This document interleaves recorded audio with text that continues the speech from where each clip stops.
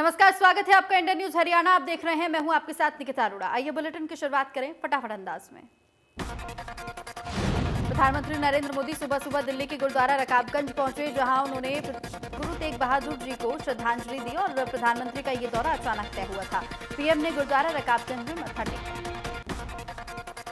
जब प्रधानमंत्री नरेंद्र मोदी यहां पहुंचे तो यहां कोई विशेष बंदोबस्त नहीं थे और न ही किसी तरह का ट्रैफिक डायवर्जन किया गया था। प्रधानमंत्री ने सामान्य व्यक्ति की तरह गुरुद्वारा रकाबगंज पहुंचकर शीश नवाया। गुरुद्वारा रकाबगंज साहिब के हेड ग्रंथी हरदयाल सिंह ने पीएम को सिरोपा दिया। उन्होंने कहा कि मोदी ने उनसे गुरुद्वारे का इतिहास पूछा और उन्होंने ध्यान से उसे सुना भी।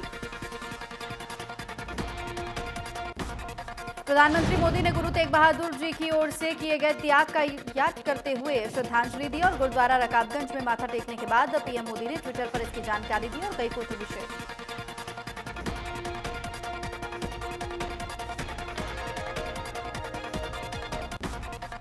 कृषि मंत्री जेपी दलाल ने कहा कि बीजेपी के उपवास विरोध करने वाले किसान नहीं कांग्रेसी थे। उन्होंने एसवाईएल को लेकर हरियाणा के सभी पार्टियों के नेताओं को एकजुट रहने की भी अपील की।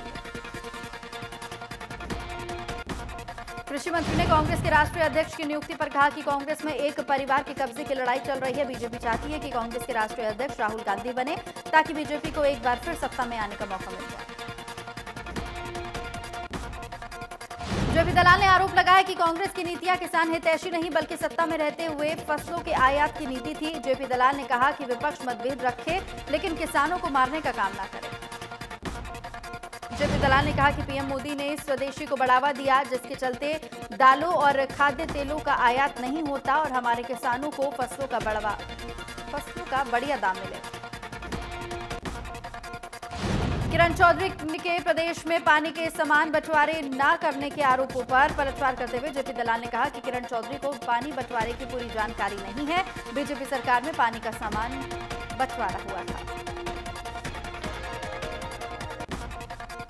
कांग्रेस प्रदेश अध्यक्ष कुमारी सैलजा ने ट्वीट कर अंतर्राष्ट्रीय मानव एकता दिवस की बधाई दी है और लिखा है कि विश्व में आर्थिक विकास, सुख, शांति और समृद्धि के लक्ष्यों को सिर्फ मानव एकजुटता से ही प्राप्त किया जा सकता है।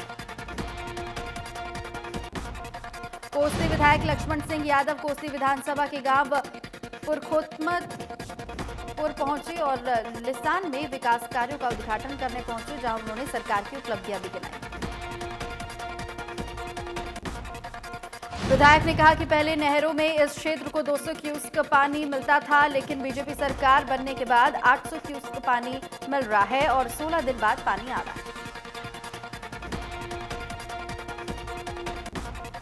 हरियाणा जनचेतना पार्टी वी के कार्यकर्ता लगातार अंबाला के अलग अलग इलाकों में चुनाव प्रचार कर रहे हैं। पार्टी के अध्यक्ष और पूर्व केंद्रीय मंत्री विनोद शर्मा भी हर रोज जनता के बीच पहुंचकर पार्टी की नीतियों को उनके सामने रख रहे हैं।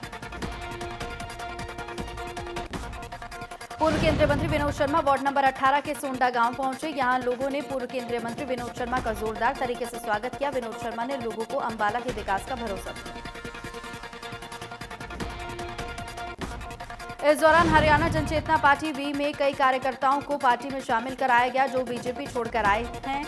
आपको बताएं कि संजीव सचदेवा के साथ साथ सुमित सचदेवा के साथ साथ अमित सचदेवा, शुभम सचदेवा समेत कई कार्यकर्ताओं ने हरियाणा जनचेतना पार्टी वी का दामन थामा। पूर्व केंद्रीय मंत्री विनोद शर्मा अंबाला के जिस इलाके में भी पहुंच रहे हैं, लोग उनके विकास के कामों को जरूर याद कर रहे हैं। लोग कहते हैं कि पूर्व केंद्रीय मंत्री विनोद शर्मा ने अंबाला का जितना विकास कराया उतना किसी ने नहीं कराया।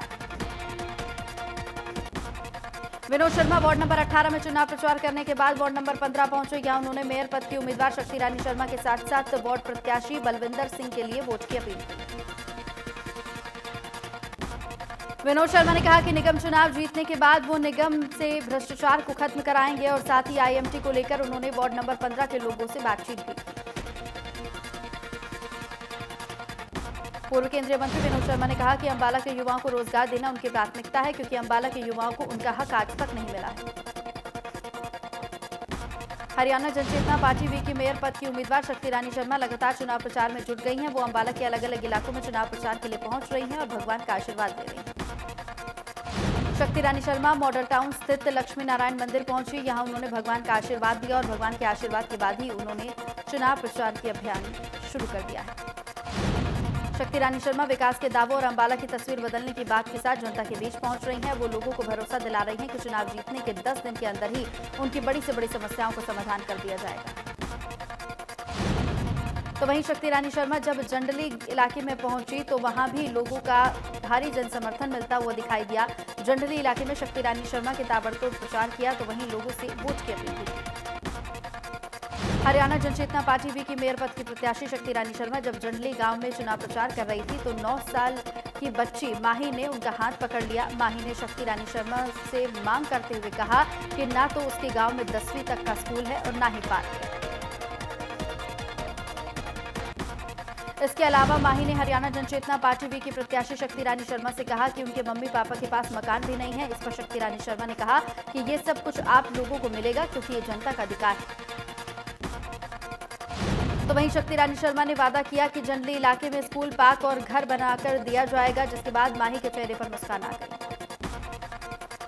माही से मिलने के बाद शक्ति रानी शर्मा ने कहा कि ये विडंबना है कि जो इन लोगों का अधिकार है वो इन तक नहीं मिल रहा। शक्ति रानी शर्मा ने कहा कि अंबाला के बच्चे भी इतने जागरूक हैं कि वो अपनी बात सीधे रख रहे हैं। इस बात की मुझे खुशी है। जीत के बाद ये तमाम काम पूरे किए जाएंगे।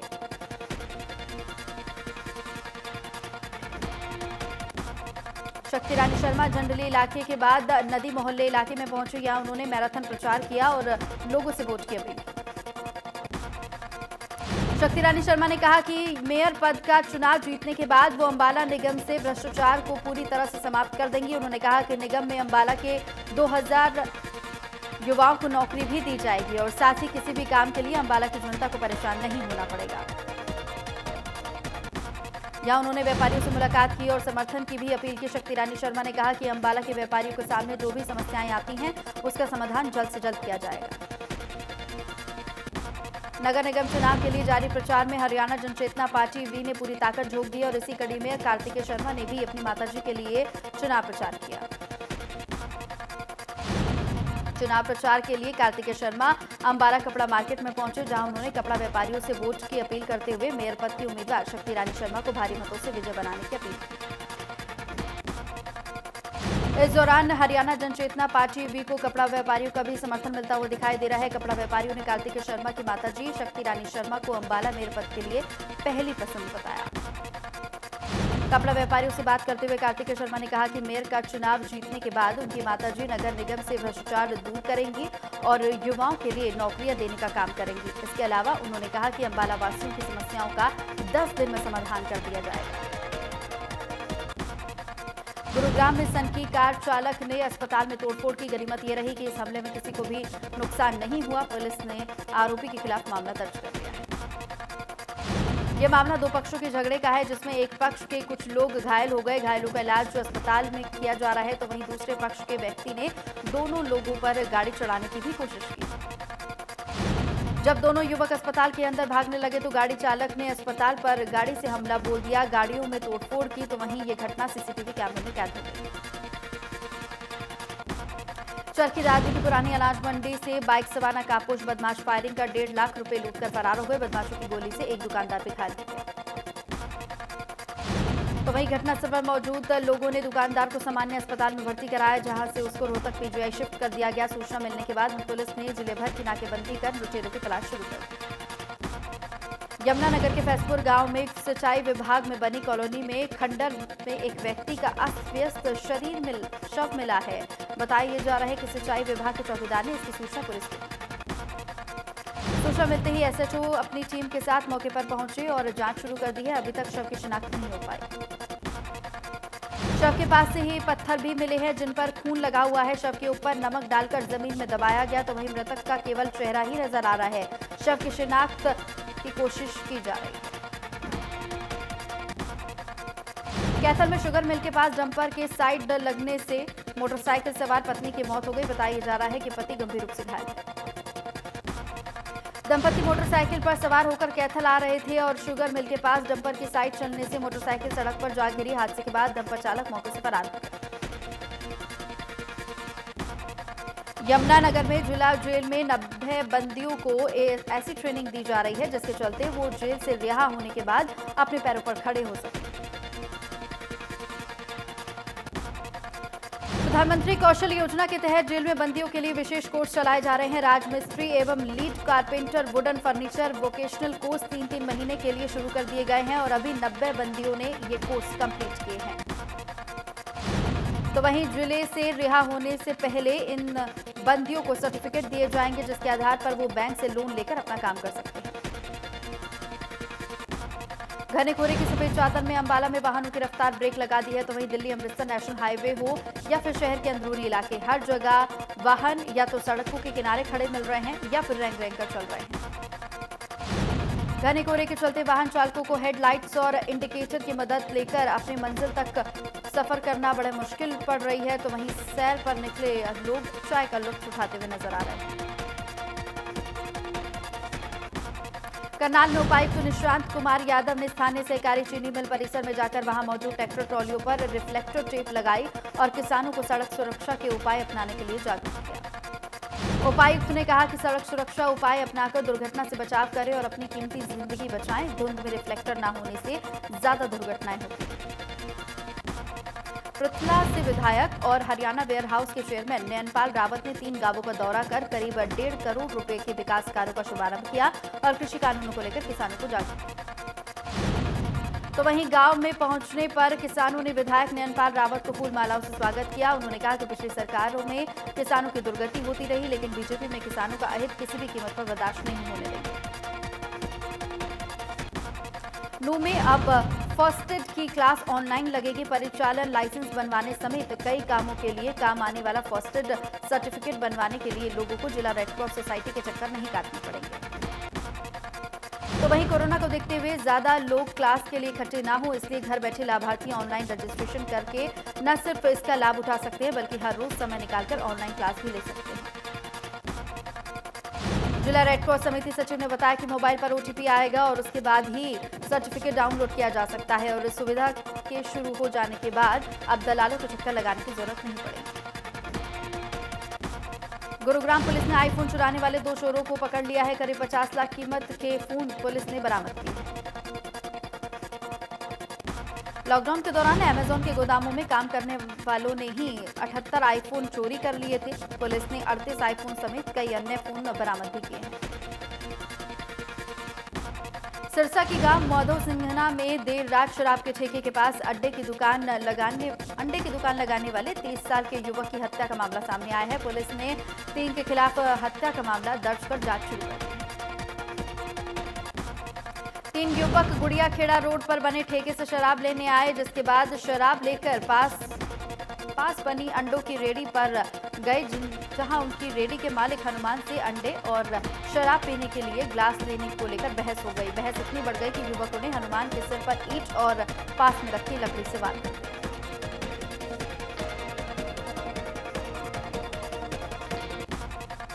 तो वहीं एसवाईएल नहर के निर्माण को लेकर झज्जर में बीजेपी कार्यकर्ताओं ने पंडित श्री राम शर्मा पार्क में उपवास शुरू किया है। आपको बताएं कि उपवास स्थल के आसपास भारी संख्या में पुलिस बल भी तैनात है। पलवल में विधायक दीपक मंगला हतिन से विधायक प्रवीण डागर, बीजेपी जिला अध्यक्ष समेत कार्यकर्ताओं ने उपवास रखा। फतेहाबाद में कृषि बिलों के समर्थन में बीजेपी नेताओं ने उपवास किया और इस दौरान मौके पर किसी किसान पहुंचे और सरकार के खिलाफ नारेबाजी शुरू कर दी। काले झंडे दिखाकर कृषि कानूनों का विरोध किया। तो वहीं किसानों ने पुलिस के लगाए गए बैरिकेड्स को भी उखाड़ दिया और बीजेपी के उपवास टेंट में घुसकर पार्टी के पोस्टर फाड़ दिए। पुलिस किसानों को रोकने में नाकाम रही। एसवाईएल नहर के पानी के मुद्दे को लेकर राज्यसभा सांसद रामचंद्र जांगड़ा ने कहा है कि पंजाब हरियाणा को अपना वैसे तो छोटा भाई मानता है, लेकिन पंजाब के मुख्यमंत्री कैप्टन अमरिंदर सिंह इस भाईचारे के विपरीत हैं। उन्होंने कहा कि पंजाब से सरप्लस पानी पाकिस्तान को दिया जाता है, लेकिन अपने छोटे भाई हरियाणा को एसवाईएल नहर का पानी नहीं मिल रहा। उनका कहना है कि प्रधानमंत्री किसानों की आय को दोगुना करने के उद्देश्य से 3 कृषि विधेयक लाए हैं और इस विधेयक में संशोधन भी किए गए हैं, जिन्हें किसान आसानी से पढ़कर विधेयकों को समझ सकते हैं और ये विधेयक किसानों के हित में है, ताकि वो पारंपरिक खेतों की बजाय प्रगतिशील खेती कर समृद्ध रहे। जाखल में नगर पालिका भवन में अस्थायी रैन बसेरा बनाया हुआ है, लेकिन नगर पालिका स्टाफ सदस्यों की लापरवाही के चलते वहां न लाइट का प्रबंध है और न ही किसी सुविधा का। झज्जर की दिल्ली सीमा के टिकरी बॉर्डर पर किसानों को समर्थन देने पहुंचे गुलिया खाप के लोग 35 लाख रुपए के ट्रैक्टर में सवार होकर धरनास्थल पर पहुंचे। इस ट्रैक्टर को खाप के प्रधान सुनील गुलिया ने विशेष रूप से तैयार किया है। ट्रैक्टर में आगे और पीछे 4-4 टायर लगे हैं और ट्रैक्टर चालक के लिए विशेष रूप से उसकी सीट के ऊपरी हिस्से में पंखा भी लगवाया गया है। तो वहीं गुरुग्राम के भौंडसी स्थित पुलिस प्रशिक्षण केंद्र में रिक्रूट बेसिक कोर्स बैच के 88वें दीक्षांत समारोह का आयोजन किया गया और जिसमें डीजीपी मनोज यादव ने मुख्य अतिथि के रूप में शिरकत की। डीजीपी मनोज यादव ने दावा किया है कि आने वाले दिनों में हरियाणा पुलिस एक मजबूती के तौर पर उनके व्यवहार के साथ साथ थानों समेत दूसरे उपकरणों को भी मजबूत किया जा रहा है, जिससे समय पर पुलिस लोगों की सहायता कर पाए और सही व्यवहार के साथ उनके साथ पेश आ पाए। तो वहीं इसी कड़ी में नई 630 हाईटेक इनोवा गाड़ियों पर अब पुलिस के बेड़े में शामिल हो जाएंगे। आपको बताएं कि गुरुग्राम और पंचकुला में इन्हें शामिल किया जाएगा, जो करीब 94 करोड़ रुपए की लागत से खरीदी जाएंगी।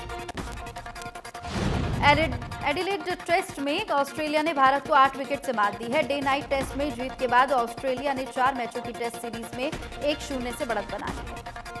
टीम इंडिया दूसरी पारी में 9 विकेट गंवाकर 36 रन ही बना सकी, लेकिन भारत का ये टेस्ट क्रिकेट में न्यूनतम स्कोर है। इससे पहले भारत का न्यूनतम स्कोर 42 रन का था, जो उसने 1974 में इंग्लैंड के खिलाफ बनाया। उत्तर भारत के अधिकतर शहर शीतलहर की चपेट में है। दिल्ली एनसीआर में 4 डिग्री सेल्सियस न्यूनतम तापमान ने सर्दी के सभी रिकॉर्ड तोड़ दिए हैं। तापमान में गिरावट के साथ कपाने वाली ठंड का प्रकोप अब सभी को झेलना पड़ रहा है। मौसम विभाग के मुताबिक मैदानी राज्यों में ठंड जो सितम ढा रही है, उसकी मुख्य वजह पहाड़ों पर बर्फबारी है। हिमाचल प्रदेश में जबरदस्त बर्फबारी हो रही है। दिसंबर के आखिरी तक दिल्ली का न्यूनतम तापमान 2 डिग्री सेल्सियस तक पहुंचने का अनुमान है। भारतीय मौसम विभाग ने अगले सप्ताह तक ऐसी ही ठंड की स्थिति बने रहने का अनुमान भी जताया है। वहीं आपको बताएं कि टिकरी बॉर्डर पर चल रहे किसान आंदोलन के समर्थन में देने के लिए पंजाब के मशहूर गायक बब्बू मान किसानों के बीच पहुंचे हैं और मंच से गीत गाकर किसानों का हौसला बढ़ाया है। मान का कहना है कि सरकार को किसानों की बात मान लेनी चाहिए, क्योंकि किसान अपने अधिकारों के लिए सड़कों पर बैठे हैं। उन्होंने किसानों से भी अपील की है कि वो अनुशासित रहकर अपने आंदोलन को चलाते रहें। सिरसा के सीआईए की टीम को बड़ी कामयाबी मिली है। हथियारों के जखीरा समेत 2 लोगों को काबू कर लिया गया है। 14 कंट्री मेड देसी पिस्टल भी बरामद की गई। आरोपी बिहार और उत्तर प्रदेश से लेकर सिरसा में देसी पिस्टल बेचते थे। काबू किए गए आरोपियों में से एक पर पहले ही कई आपराधिक केस दर्ज हैं।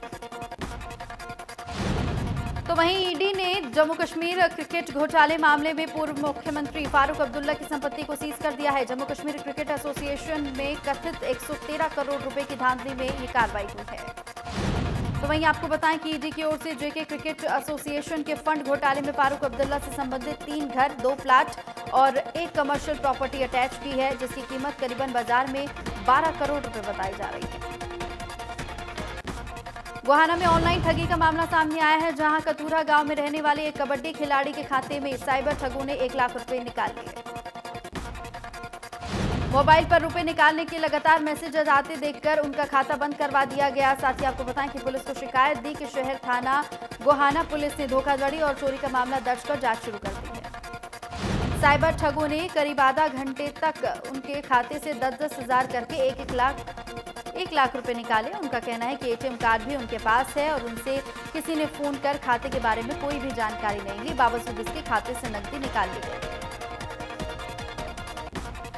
तो वहीं देश में 24 घंटे में सामने आ रहे हैं 26,834 नए केस, 342 मरीजों की हुई मौत, 1,31,00,000 से ज्यादा टोटल एक्टिव केस, 3,03,000 से ज्यादा केस एक्टिव। दिल्ली में कोरोना का कहर लगातार जारी, 24 घंटे में सामने आए हैं 1,139 नए केस, 32 लोगों की हुई मौत, 10 से ज्यादा केस एक्टिव।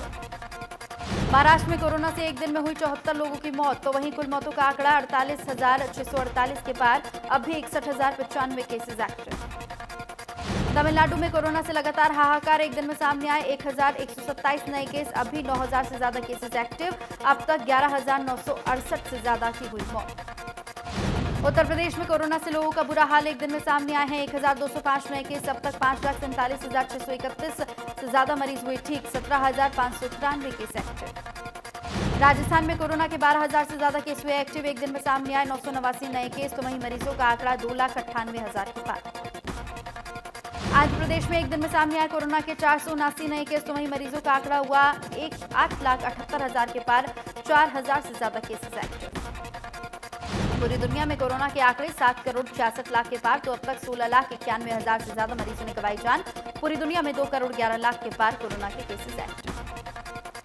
अमेरिका में बड़ी ठीक होने वालों की तादाद, कुल मरीजों की संख्या हुई 1 करोड़ 80 लाख के पार, तो अब तक 1 करोड़ 5 लाख से ज्यादा मरीज हुए ठीक। कोरोना के मामले में पूरी दुनिया में तीसरे नंबर पर ब्राजील। अब तक 1,86,000 से ज्यादा मरीजों ने कोरोना के चलते गंवाई जान। कुल मरीजों की संख्या 72,13,000 के पार। रूस में कोरोना के मरीजों की लगातार बढ़ रही है संख्या। कुल मरीजों की संख्या हुई 28,19,000 के पार। अब भी 5,14,000 से ज्यादा केस एक्टिव।